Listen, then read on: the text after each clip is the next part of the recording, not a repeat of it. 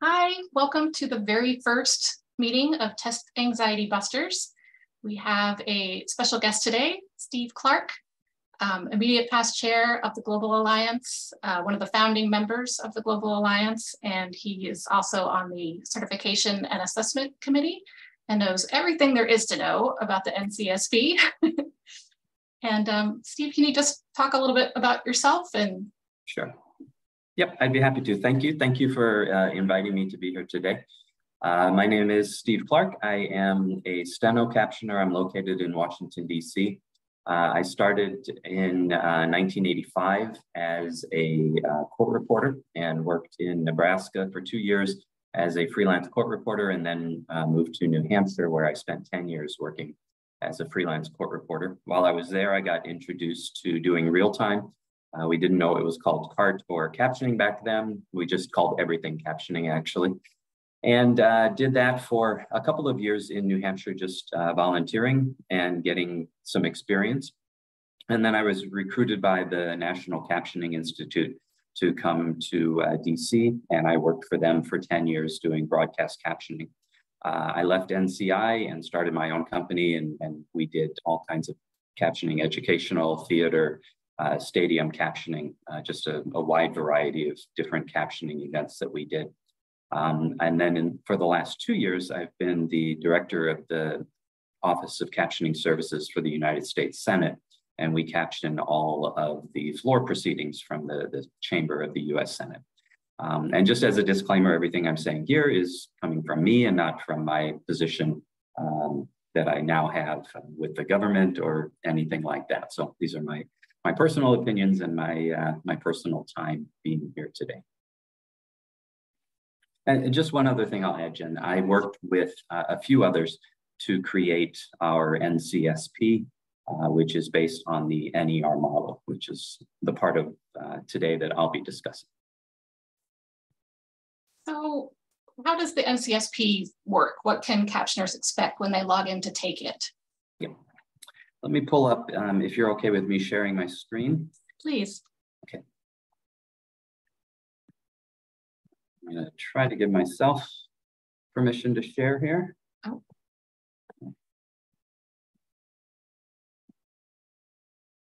So tell me if you can see that document. Yep, all good. Okay. So this document entitled, and I've got to put on my glasses, which is something we'll all get to as we get older. So welcome to being an old man. This is a document we created. It's called Using the NER to Calculate NCSP Scores. NER, if you don't know, the N stands for the number of words in an assessment that is being graded.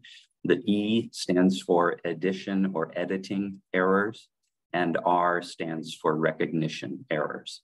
And I'll give some examples in just a moment. And as it says here, that's what it measures, and the total number of errors are deducted from the total number of words in live captions. And I'll show you the calculation that gets us to our score. Our NCSP, which stands for NER, Certified Speech to Text Provider, assessment consists of 10 minutes of live audio, and the material is one of the tests we've created 2 so far. One is audio only, the other one has video. Our goal is to have them include video, which is going to be a much better way to do it. And it is at varying speeds, consistent with what you would have in actual live captions. The recordings that we use do include things like applause and laughter. So you're really being tested on the full spectrum of what you would do as a real-time captioner. So some examples of the types of errors that are being looked at would be wrong words, omitted words, misspelled words, wrong names, punctuation, including periods and commas, incorrect numbers, and acronyms, just some examples. So to explain the different types of errors, I talked about an addition error or editing error. And I should explain, the NER was created by a gentleman named Dr. Pablo Romero Fresco. He is from Spain, and he also is a professor in England. And some of the words, if you will, addition error, I don't think here in the US we would have used that wording. which is why I explained it as being an editing error. So you might see occasionally even a British spelling will pop up in some of the slides that I have here, but I think I've been able to change most of those to be US spelling. Also, it was created for use with re-speaking or with voice recognition software, human-generated voice captioning. But it works really well with other methods too. It works fine with, I shouldn't say fine, it works very well with Steno as well as with ASR. So it really is method agnostic when it comes to grading. It works across the spectrum. So what is an addition error? An addition error occurs when the captioner edits or omits the original spoken text, perhaps because the rate of speed is too fast. This type of error represents loss of an idea unit or a piece of information. And as it says here, there are 4 different types of addition errors. So you have a minor addition error, a major addition error, a correct addition error, and a critical addition error. And I'll explain the difference as we proceed here. A recognition error occurs when the captioner software or captioning software doesn't properly recognize what was input, whether it was the captioner is a Steno captioner and wrote something that he or she wrote correctly, but didn't define within the software. So that would be something where the software doesn't recognize what was input because we didn't define it properly. That differs from a misstroke. With voice, it would be where you spoke it and the software didn't recognize it properly, and it translated it the way it thought it should be, and that counts as a recognition error.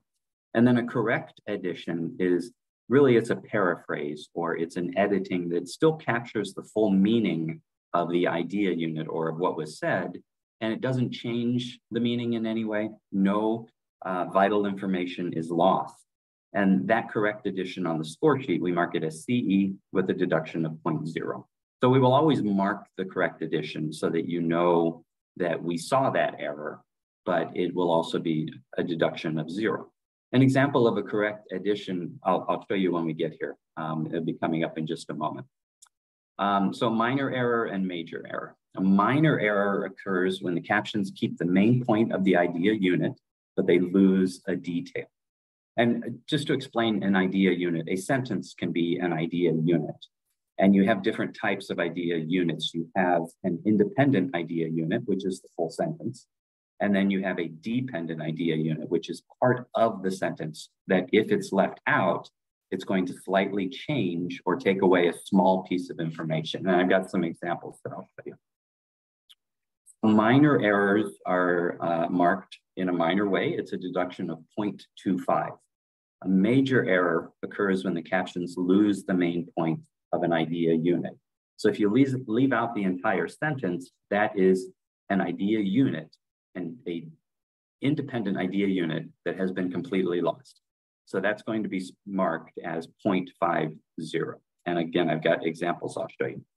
And then critical error is what we call it. In the original NER model, it is called a serious error. Some call it a, there's another word and it's not coming to me, but we chose critical because we thought that really got across how major it really is, the severity of it.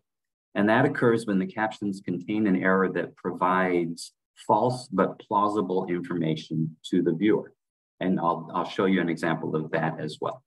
So as it says here, when the wrong word in essence creates a lie and one that the viewer does not know is wrong, it is counted as one error and it's considered a critical error. So it's 1.0 as opposed to the others being at 0.25 and 0.50.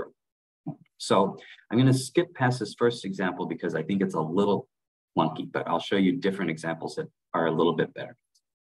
So an example of a punctuation error. The verbatim, as you see, older people are just like younger people, dash, we all sort of need the same thing. The captions left out any kind of punctuation where the dash is. But someone who's reading this is still able to get the idea of what's being said. It doesn't cause a major delay in their reading. They don't get incorrect information. But having that dash, or even if it had been a comma, would make it easier for the reader. So that's counted as a minor error where that punctuation is missing. The CE, or the correct addition, is where the words sort of. So instead of we all sort of need the same things, the captions are we all need the same thing. Minor change. No vital information is missing. If it had said we all don't need the same thing, that would be a whole different type of error, which we'll get to. An example of a contraction error. The verbatim, it is affected by lots of factors. It was captioned as it's affected by lots of factors. Anyone reading that is not losing any information, is not being misled in any way or given false information. So that's just counted as a correct addition. And we put it down again, just so that when we're grading, anyone looking at the sheet afterwards will know, yes, we saw that. Yes, we gave it attention, and here's what we graded as. Nothing has changed. An example of an omission error. So if you look at the verbatim sentence, it reads, so our arguments that we lose fluid intelligence. If you look at the captions, so there are arguments that we lose intelligence. So there are two errors that get marked here. One is going to be a minor addition error, because instead of so our argument, the captions read, so there are arguments.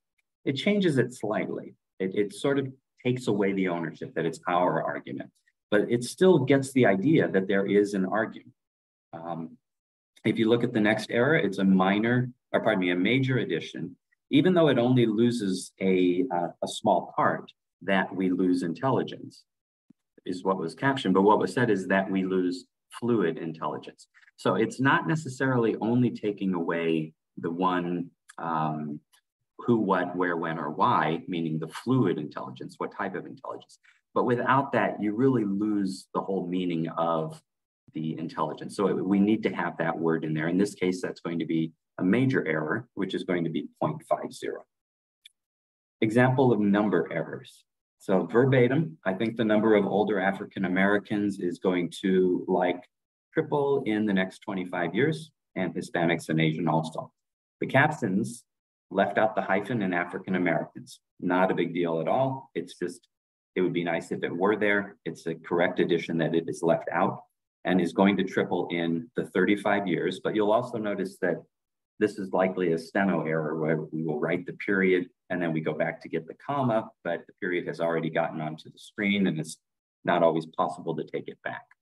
So the bigger error is that the verbatim captions say 25 years. My captions say 35 years.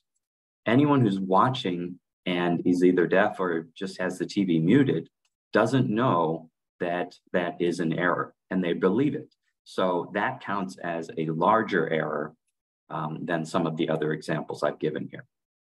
So in this case, a minor addition because older African Americans was left out.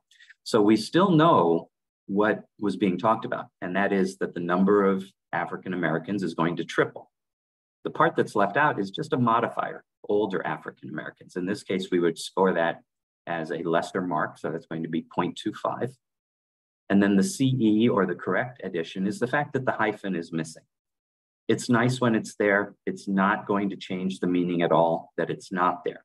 So we also make note of these things just so that anyone who looks at the score sheet later realizes, oh yeah, that's something that I need to either make an entry for in my software, or I need to keep that in mind when I am captioning. Same thing if you look at the phrases going to and like. So let's go back to the verbatim. I think the number of older African Americans is going to triple. And instead it is going to triple. I know as a steno captioner, I love when I hate it in regular speaking that people use the word like, but as a captioner, I love it because it saves me anywhere from 1 to 3 strokes. And so if I can drop that and it gives you just that little bump that makes you caption faster and gives you enough time to catch up. But dropping that is not going to substantially change the meaning. Now, if someone says, I think the number of older African Americans, and a lot of people unfortunately do speak that way, if every one of those gets dropped, we might start to mark you for some of those because we want that flavor to come across that this is how the person speaks. but the occasional like, as you see there, we're not going to mark that as anything but a correct addition. And then the last one is the critical error, where the verbatim reads in the next 25 years, the captioner wrote or spoke in the next 35 years. In that case, it creates a lie, and it's one that the viewer doesn't know is wrong, and therefore it's marked as a more serious error, in this case, a critical error. And then the last one is just where that comma period appeared. We would count that as a minor error, because even though it doesn't look nice, it's incorrect. It doesn't cause a major amount of confusion or delay for the person who is reading the captions. So I'm going to stop here. I've got one more screen, Lydia and Jennifer, if that's okay to show, and then I'll stop speaking. So let me stop there, and I'll come back and share one more document.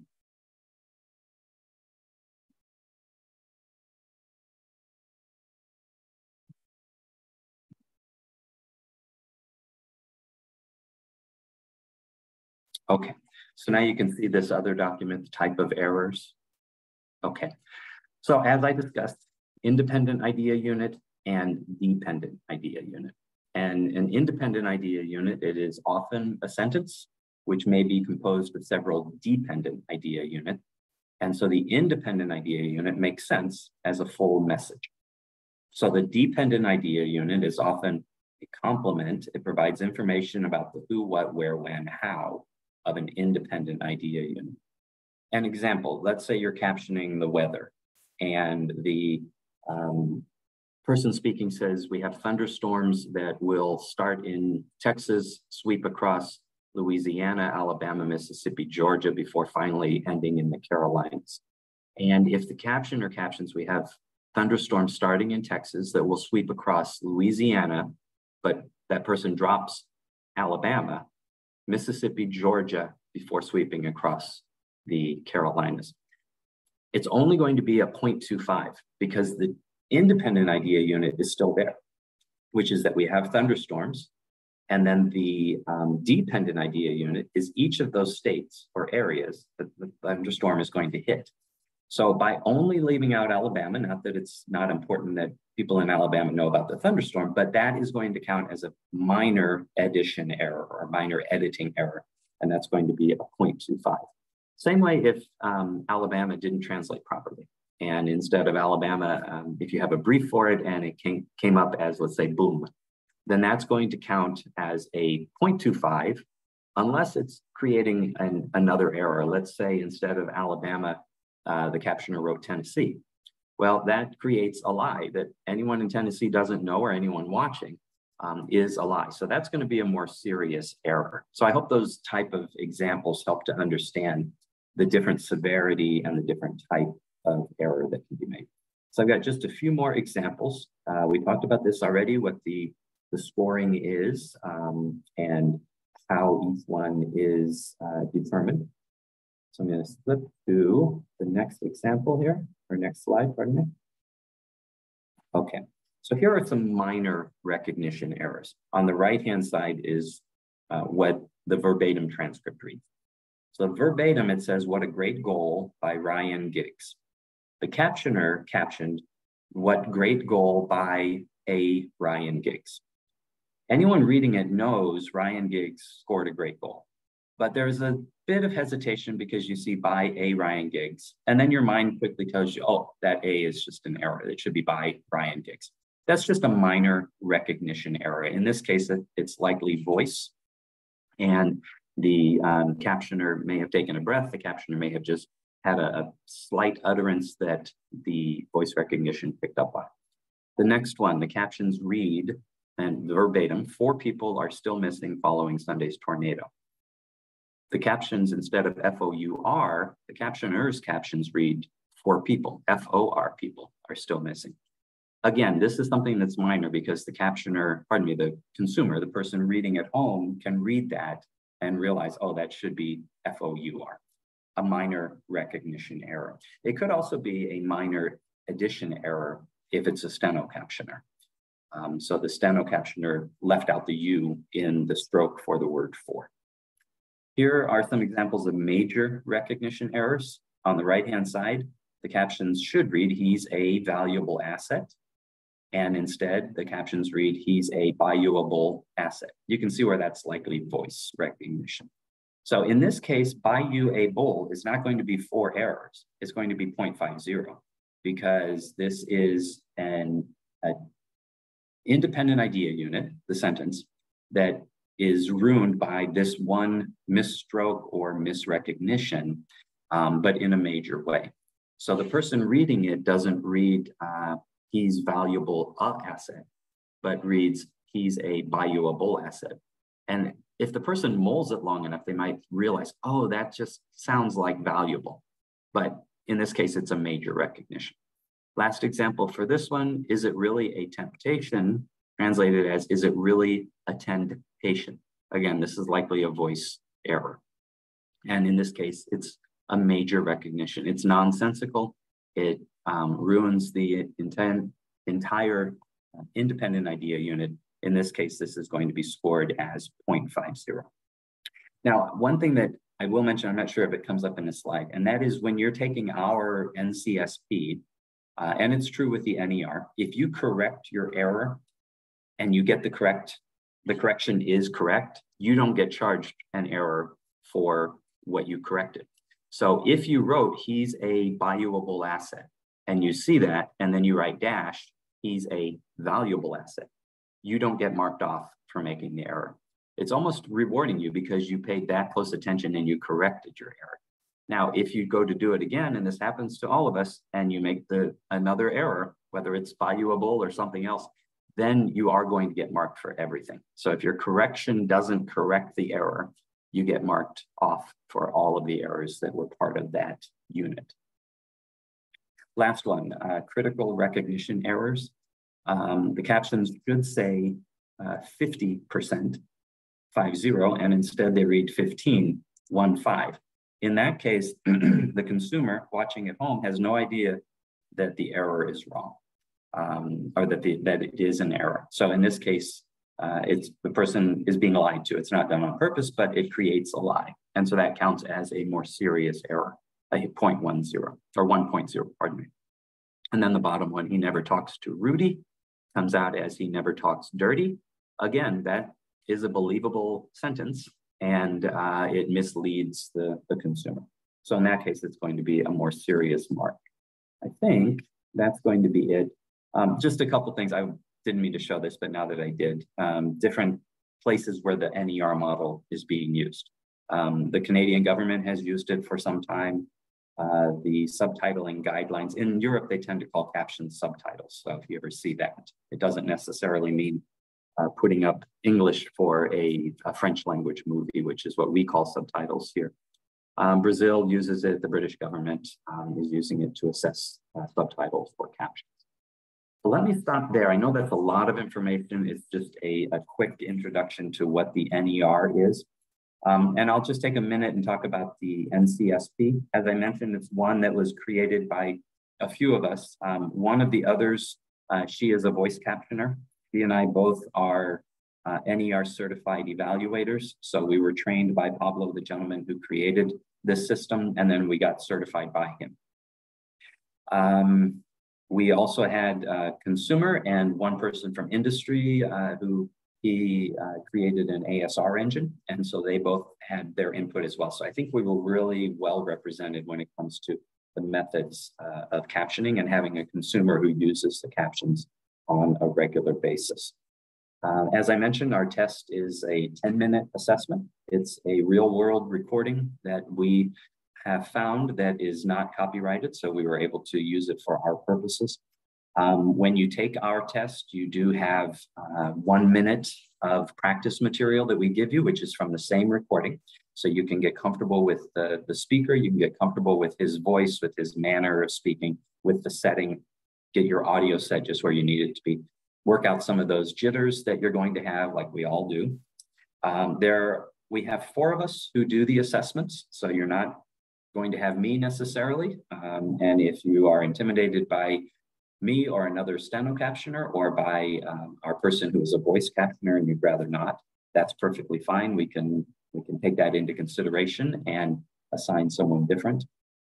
The assessment after, one other thing, we do provide you prep. So when you sign in, we tell you a short description of what you're about to caption, the type of material, the speaker, and we give you some prep, a few terms that are going to come up, a few hints about the material, and then you'll be able to do that 1 minute, which will make you feel more comfortable with what you're about to hear. After the test is done, we do have you go through and show us that you have deleted everything, so there's no copy of what we've done out there. We do ask for confidentiality because the material is something that if someone dug deep enough, they could find what we use, and we don't want that. So we do count on confidentiality and the trust of those who take our test. It can take anywhere from 1 to 6 weeks to get the results, just depending, because we're all volunteers, as is everyone who's helping with this event. And so we don't necessarily get to it right away.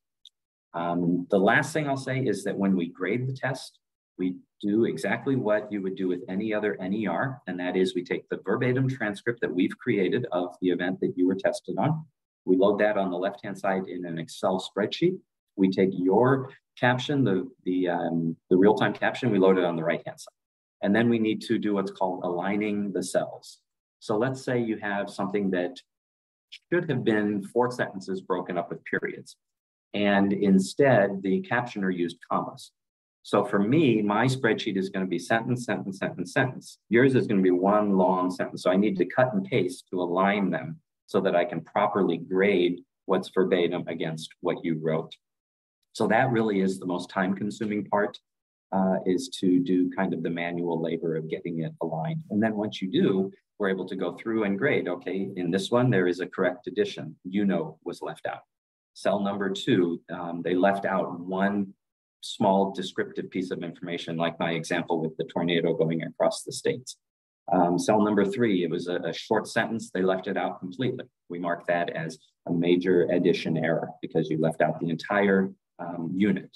So we go through and we do that. We mark each one. Our spreadsheet calculates how many errors you have, and then we go through and we do the calculation to come up with your score.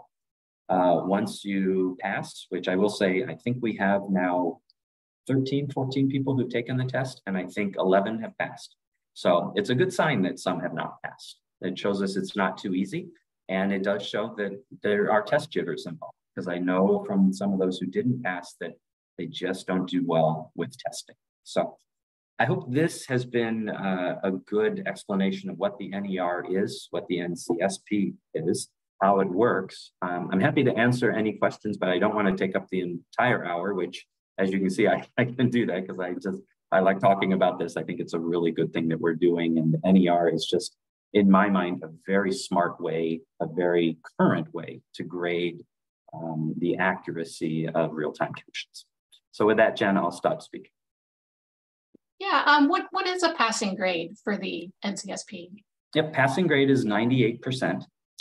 We wrestled with whether to go higher or not.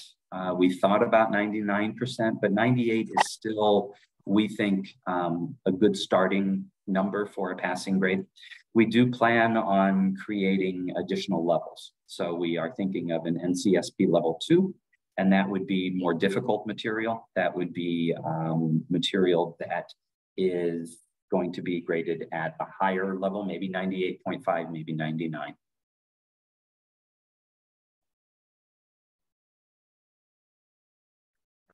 Lydia's been updating me with questions on the right-hand side as we've been going through. Great. You answered the one I had, which was about correcting an error on the fly. Like, would that be okay? So that's great to know. Yep. How long is the certification good for? Do we have to retest every so many years?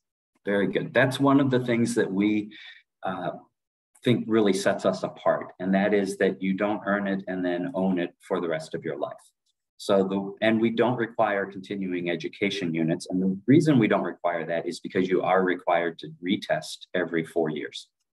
We all know someone who may have earned a certification 25 years ago, but does nothing but pay for membership in the association, that has done what's needed to get those continuing education units, but doesn't continue to prove that you still have the skills required. So we count on our members to do their own continuing education. We trust that they will. The certification is good for 4 years. And after 4 years, you're required to retest. During those 4 years, I just finished doing this for our first batch of testees or test takers. We send an electronic document that we ask you to attest to the fact that you continue to work as a real-time captioner and that you are continuing to provide at least 10 hours a month of real-time caption. It's a small amount, but it does show that you are still working in the field. I think we asked you this off camera, but now that we're on camera, when we're testing, does it need to be in all caps, mixed case? And would it be counted off if you didn't capitalize a proper name? Good. Those are good questions. The first one, we require that it be in mixed case. And that's because this is a general captioning test. It's not necessarily captioning of broadcast or testing your ability to do broadcast. It could be CART, communication access real-time translation. It could be educational. It could be theater. It could be any of those. So we do ask for mixed case. We also ask that you use terminal punctuation because that helps us, makes it a little bit easier with aligning the cells. So end of the sentence, period, question mark, exclamation point. We want that to follow what broadcast television usually does, and that is to drop to a new line. It just makes it easier for us to actually grade. I went off on a tangent there and I lost the last 2 points. Capitalization of a proper name. That would be a minor error. So Mark, Bill, Sue, any of those that are not capitalized, but the word is correct, it would count as a 0.25 or a minor error. And I think our last question, do you have any practice tips or tricks for getting through it, getting through the actual test? Yes, I do. And I was thinking about this earlier. Even now, even though when I'm captioning during the day, I'm working in a studio and there are 5 of us and we're each in our own office/studio. Of course, there's still nerves. I mean, when someone is speaking and we need to create captions, doesn't matter where you are or the setting, you should have some nerves. And those nerves they're good, but they're not good if they last throughout the entirety of, in this case, the 10 minutes. When I used to caption on site, I always reminded myself when I got nervous that I am the most qualified person in the room to be doing this job. So when you're taking the test, just remember that you're not there for any other reason except you're qualified to do it. You're qualified to take the test. You have the interest as a member, which shows that you are interested in your profession and in continuing to get better at what you do. For me, I usually say I'm giving myself 10 seconds to be nervous. And after 10 seconds, I'll catch myself and I'll make sure that I'm exhaling, because what we all do is hold our breath, caption, caption, caption. And then we realize I'm starting to really freak out here. I don't have what's going on. It's because you have stopped breathing. So I make myself exhale. And once I exhale, then I realize, okay, I can do this. I know I've got the skill for it. Being a steno captioner, the other thing I always do is I will, even though it goes against everything we've been taught, look at my hands. And I'll realize that I always call it Liberace hands. My hands are just flying way too high off and we're not there for the flair that Liberace or any other pianist wanted to have. But watch my hands, make sure that they're calm, make sure that I'm really in control of what I'm doing. And I still do this last one every single time I write, and that is to realize I'm not as far behind as I think I am with the speaker. And it sounds really like it goes against everything we do, but I will sometimes just stop and pause for 1 second and let myself calm down, because we're all good at retaining what we hear. It's what we do as captioners. And when I do that, I realize, okay, my nerves are in control. My hands have taken a little rest and they're okay. My breathing is where it should be. And I'm still only about 5 or 6 words behind, which is not a lot for a captioner. That can be 1 stroke if you're using good briefs. So those are the kinds of things that really help me. And just to kind of come back to the moment and realize that you can do this, that you've got the skills, and that those are what brought you. That's actually comforting to hear that even someone as experienced as you sometimes gets the jitters, and yeah. I do for sure. And the stop breathing thing, 100%. Yeah. Deprive your brain of oxygen in the middle of the test. For sure. If I can give just one more tip, and this sure. is particular to, well, it really is for any work you do, but for the NCSP. And that is, we're all tempted to get every single word. And I'm not saying during the test you shouldn't do that if you can, but you also want to remember that you're not going to get marked off if you drop the You're only going to get a minor error if out of the 8 states listed, you dropped one of them. So keep that in mind. And particularly, even if you're right on top of the speaker, drop that drop the today. So if they say, today we're going to talk about such and such. If you caption, we're going to talk about such and such, well, we all know it's today. We all know where we are. We all know that this is happening live. So some of those things, just think, I call it editing throughout. Just think in terms of editing throughout whatever you're taking. And dropping those things, it's not going to count against you. And it in a lot of ways makes our writing better, it makes our skills better, and it gives us longevity. I used to say when I catch in sports, I used to do a lot of hockey. And some people try to get every single word, and you might be able to do that for the first hour, but you're going to get about half the words for the next hour because it's just so fast and it's just so taxing on your brain. So take those things into account when taking the NCSP as well. Well, thank you so much, Steve, for everything today and for taking your very valuable time to come hang out with us this morning. We really appreciate it. My pleasure. Thank you for inviting me. Thank you. And I'll just take a pause here to stop the recording.